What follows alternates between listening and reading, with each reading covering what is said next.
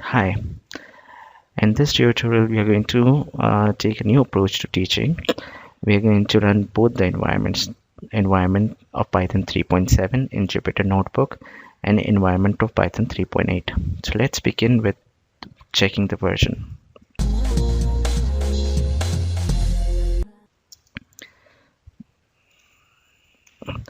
See, it's 3.8 environment, and this is the Jupyter Notebook with the Python 3.7 environment. So you can also see these two commands for checking the Python version within Jupyter Notebook. This is kind of a bonus tip. Let's begin. Now, I created a function and then where I'm just merging these two. So this is a tuple.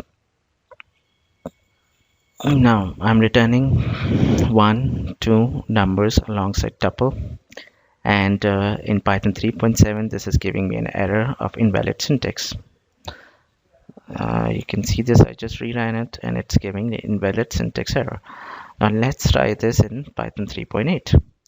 Here in this program I've created again the same thing. There's a tuple and I'm yielding the tuple, so we can also do this with return. Let's do this with return here. I just make it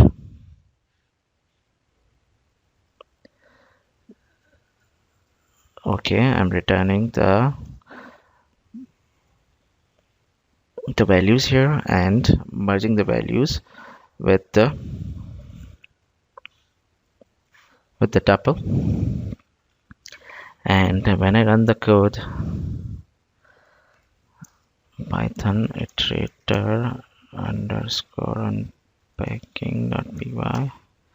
so it's giving me the merged tuple. So you can see here now this syntax error has been removed. Now the syntax or the Python syntax now accepts merging tuple with the others with return, and this also works with generator when we yield the output. So if you don't have an understanding of yield, you can view my Python generator course and tutorial on Udemy, and you'll find the answer there. So let's try this out. Let's do this again. Now I'm doing both. So here, this is the tuple output with the help of return statement, and this is the generator output because we yielded the result.